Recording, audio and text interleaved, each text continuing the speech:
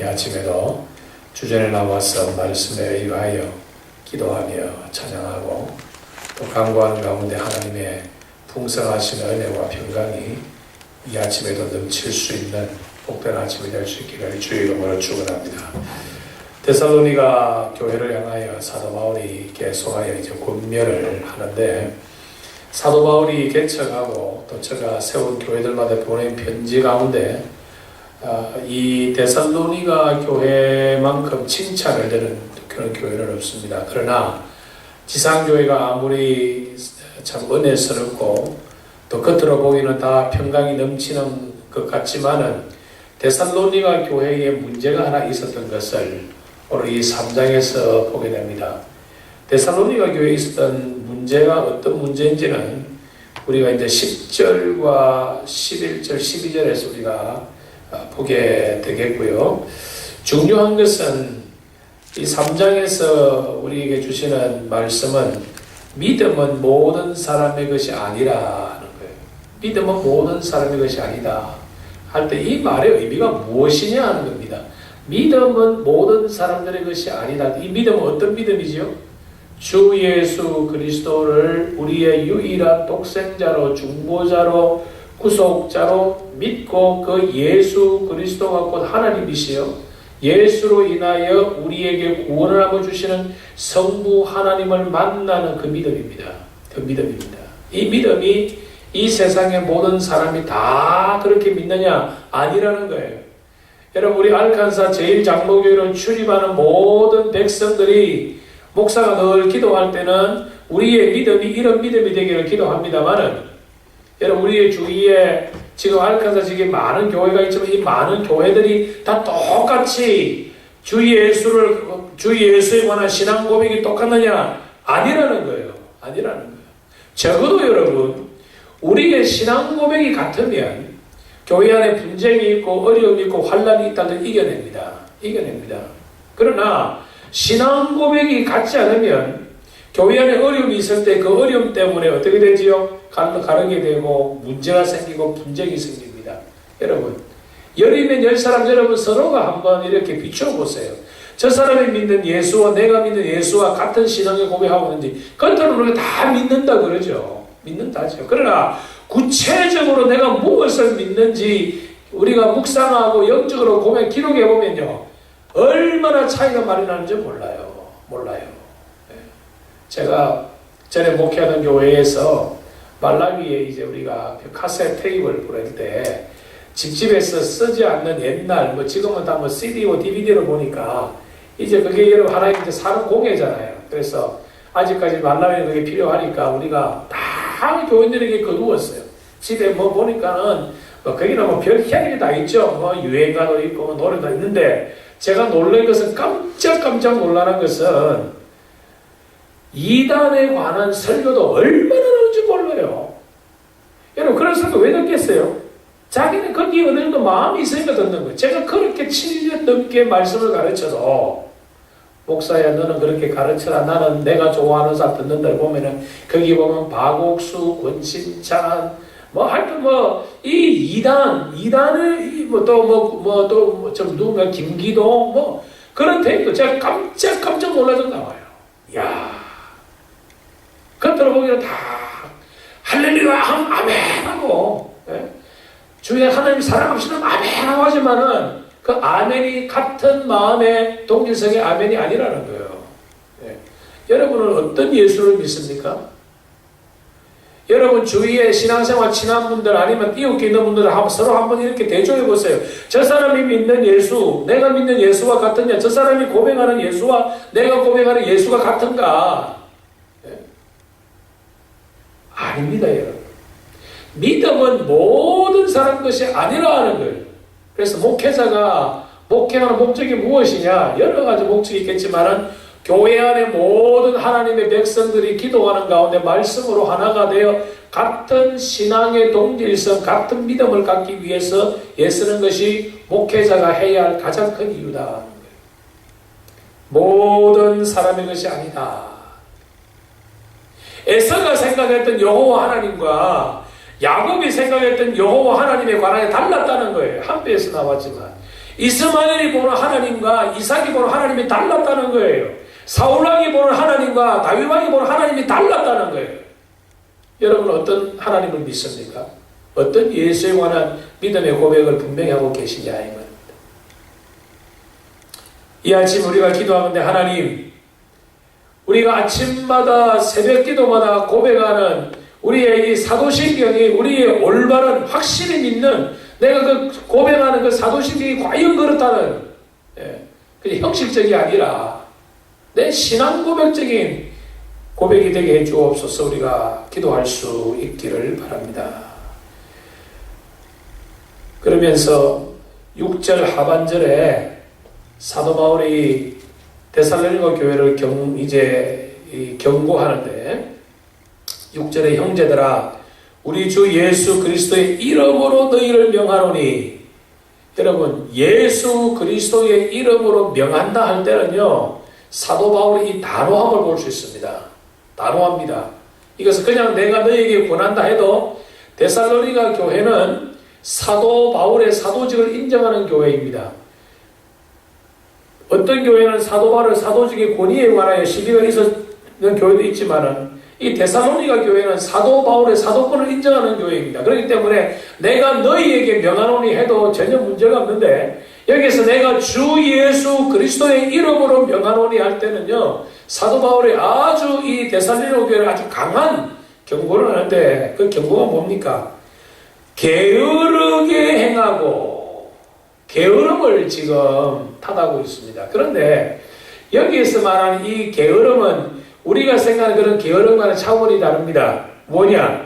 여러분 데살로니가 교회에서 사도 바울이 계속하여 지금 종말에 관하여 지금 말씀을 하고 있잖아요. 그러니까 뭔가 하면 데살로니가 교회에 이제 이처럼 우리가 하나님 말씀대로 살려고 시간은 너무나 이 흑악한 이 참 고통과 이 환난과 이 시련 때문에 주님 재림에 저들이 목을 매는 거예요. 그러다 보니까 이 교회는 어떤 풍조가 있었나 하면 이제 뭐 조만간에 주님 오실 터인데 논 팔고 집 팔고 다 팔아서 그냥 우리끼리 그냥 예배만 드리고 주님 올 때까지 기다리지 않은 그런 사상이 이 교회에 들어왔어요.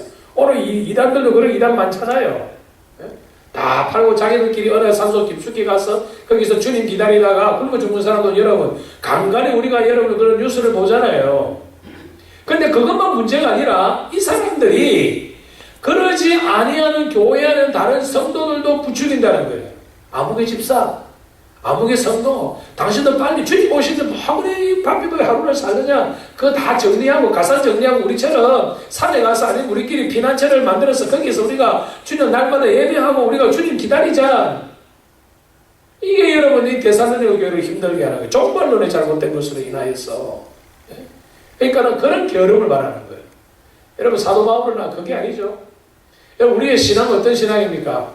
어떤 철학자가 그런 말 했죠. 지구가 내일 망한다 할지라도 나는 오늘 사과나무를 심겠다. 그것이 칼빈주의예요. 내일 지구가 망한다 할지라도 오늘 내가 해야 할 일을 해야 된다는 거예요. 그게 여러분 우리의 개혁주의 사상이고 우리의 칼빈주의입니다. 여러분. 그러니까 사도 바울이 예수의 이름으로 명하노니 게으르게 행하고 영적 게으름을 말합니다. 영적 게으름. 여러분 영적 게으름 우리가 경고해야 됩니다. 자기의 육신의 생활은 부지런히 사는 사람이 있죠. 게으름도 보면 여러분 천차만별이에요. 영적으로 게으르고 육적으로 게으른 사람이 있어요. 영적으로는 부지런한데 육적으로 게으른 사람이 있어요. 그러니까 하면 육적으로는 또 부지런한데 영적으로 게으른 사람이 있어요. 참 문제. 우리는 영적으로도 부지런하고 육적으로도 어떻게? 부지런해야 된다. 이것이 사도 바울이 우리에게 강조하는 바이다. 우리의 교회도 둘러보면 그렇죠. 둘 다 게으른 사람이 있어요. 영적으로도 게으르고 육적으로도 게으르고 참 쉽지 않습니다. 쉽지 않습니다. 자기 일에는 부지런한데도 영적으로 게으른 사람이 있어요. 적어도 새벽마다 주 앞에 나오시는 분들은 영적으로는 부지런하고 하나님께 인정받은 줄 믿고 감사함을 드려요. 영적으로 우리가 여러분 부지런해야 돼요. 영적으로 부지런하면 여러분 어떤 복이 있죠? 하늘의 신령한 복과 땅의 기름진 복이 있어요. 육적으로 부지런하면 두 가지 복이 있는데 첫 번째는 어떤 복이 있죠? 건강의 복이 있어요. 두 번째는 재물의 복이 있어요. 여러분 영적으로는 부실하지만 육적으로 게으르면 여러분 재물의 복과는 조금 멀 수밖에 없어요. 부지런히 주를 섬기라는 건 뭡니까? 영적으로 너희들이 부지런해라 말입니다. 오늘 하반절 있죠. 누구든지 일하기 싫거든 먹지도 말라. 육적으로 부지런해라 이 말이에요. 육적으로 부지런해라. 게으르게 행하고 우리에게서 받은 전통대로 뭡니까? 하나님의 말씀대로 행하지 않은 모든 형제에게서 떠나라. 여러분, 떠나라 하는 것은 이거는 소극적입니다. 이것은 여러분 수동적입니다. 내가 그 사람과 교제를 안 하고 그 사람과 내가 함께 하지 않고 떠나는 거예요. 그러니까 교회 안에서 여러분 영적으로 게으르고 육적으로 게으른 사람과 깊은 교제를 나누지 말라 이 말이에요.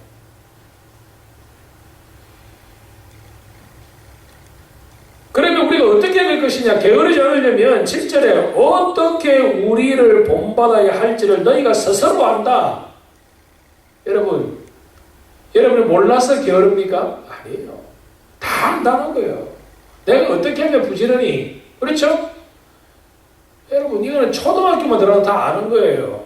새나라의 어린이 일찍 자고 일찍 일어나잖아요. 부지런한 거예요. 영적으로도 마찬가지죠. 너희들이 이제는 낮이 가까워서 이제는 밤의 일을 버리고 낮에 옷을 입어라. 여러분 영적으로 부지런한 거. 너희가 스스로 안다. 이거는 내가 너희 다시 말할 필요 없다. 어떻게 하면 내가 영적으로 부지런하고 어떻게 하면 육적으로 부지런할지를 내가 가르칠 필요가 없다. 너희 다 아는 거 아니냐? 몰라서 게으르다 말하지 마라 이 말입니다. 우리가 너희 가운데 무질서하게 행하지 않았다. 근데 게으른 사람들이 보면 무질서하죠. 게으른 사람 특징이 뭡니까? 일어나는 시간, 자는 시간이 여러분 정확하지가 않아요. 게으른 사람 특징은 뭡니까? 밥 먹는 시간이 여러분 정확하지가 않아요. 게으른 사람의 특징이 뭡니까? 24시간, 하루에 주어진 24시간을 규칙적으로 사용하지 않는 것이 게으른 사람의 특징이에요. 무질서합니다. 게으른 사람은 무질서합니다.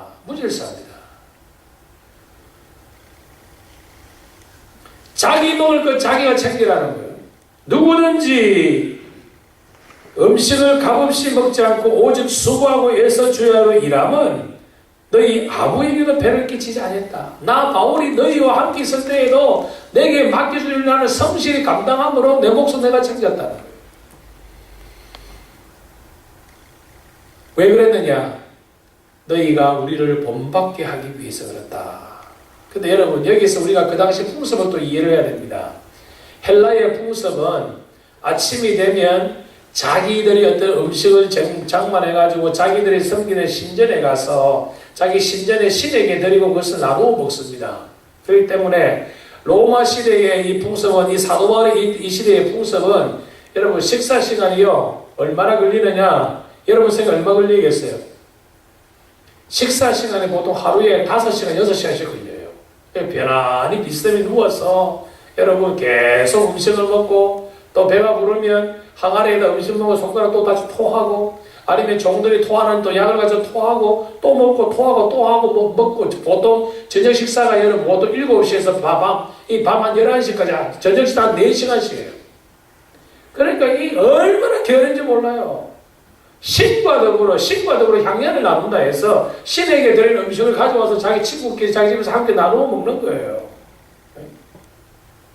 그러니까 돈 없는 사람은 친한 친구 집에 가면 신에게 드리는 음식을 다 함께 나누어 먹을 의무가 있기 때문에 그 자리만 끼면 자기도 그날 하루씩 식사는 해결되는 거예요. 그러니까 이 시대는 여러분 말만 잘하면 일 안 해도 얼마든지 먹는 걸 해결되는 시대예요. 지금 여러분 이 아랍 지역이 다 그래요. 아랍 지역이 참 먹는 인심이 풍부해요. 그렇게 가난하면서도 말만 잘하면 여러분 제가 애국에 있을 때도 말만 잘하면 하루 3끼는 걷더래요. 전혀 모르는 사람으로 지나가면서 아는 척 앉아있으면 먹을 거 줘요. 네. 먹을 거 줘요. 너희는 그러지 말라는 거예요.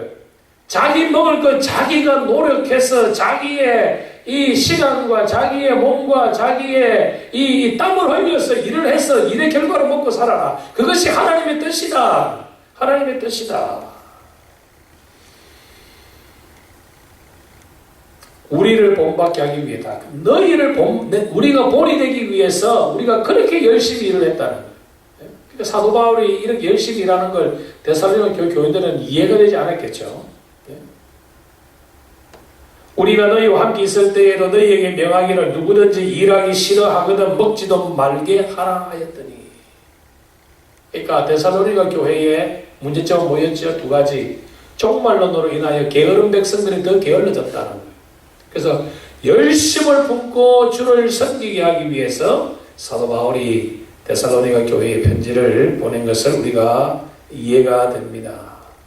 우리가 들은 적 너희 가운데 게으르게 행하여 뭡니까? 주님이 곧 오시 우리가 뭐 일할 거 있느냐 하는 사 지금 그것을 말하는 거예요.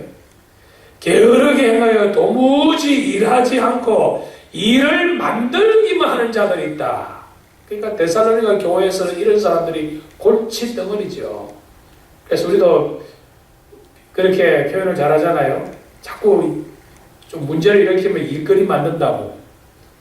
초대교회가 아마 그런 사람들이 많이 있었던 것 같아요. 일을 하는 것이 일을 만들지 마라. 일을 만들지 마라. 일을 하는 것이다. 일하지 아니하고 일을 만들기만 하는 자들이 있다 하니 이런 자들에게 우리가 명하고 또다시 주 예수 그리스도 안에 권하기를 조용히 일하여 자기 양식을 먹어라. 자기 양식을 먹어라. 빌어먹지 말라. 그러면서 13절에 형제들아 너희는 선을 행하다가 낙심하지 말라. 여러분 선을 행하다 보면 낙심할 일들이 생긴다. 여러분 교회 안에도 그렇죠. 우리가 신앙생활을 하시다가 낙심하고 또 마음에 상처를 입는 분들이 있어요. 그런 분들 왜 그렇습니까? 열심히 일하다 보니까 그런 거예요. 가만히 있고 일주일에 한 번 예배로 출석을 만족하면 절대로 시험 안 듭니다. 그런데 불구하고 일주일에 겨우 한 번 예배를 드리냐 시험 들었다. 여러분 그 사람 믿음이 정상적인 믿음이 그거는 한번 우리가 의심을 해봐야 돼요. 근데 통상적으로 열심으로 주의 일을 하는 사람들은 꼭 시험 들어요. 한 번씩 두 번씩. 근데 여러분 그것은 그 사람이 연약해서 그런 것이 아니라 열심으로 하다 보니까 시험 들어요. 그런 시험은 여러분 기도하는 가운데 때가 되면 하나님께서 감동해 주셔서 시험을 이길 힘도 주시고 믿음도 주시고 말씀 통하여 스스로 기도하는 가운데 힘을 얻고 스스로 헤어나와요. 선을 행하다 보면 여기 말하는 선은 착한 양 주님의 일을 말하는 거예요. 주님의 일을 말하는 거예요. 주의 일을 하다 보면 낙심할 일이 생깁니다. 낙심할 일이 생깁니다. 여러분 하나님의 뜻대로 가면 날마다 기쁜 건 아니에요. 예? 교회 어떤 일을 하다 보면 꼭 어떤 분들이 힘들어 하잖아요. 예? 그건 여러분 정상적인 거예요. 정상적인 거. 선을 행하다 보면 낙심할 일들이 생긴다는. 그럼에도 불구하고 선을 포기하는 것이 아니죠. 상처를 받고 힘듦에도 불구하고 여전히 뭐해라? 선을 행해라. 그것이 여러분 성숙한 사람입니다. 예? 우리나라 속담에 구더기 무서워서 잠 못 단 거랴.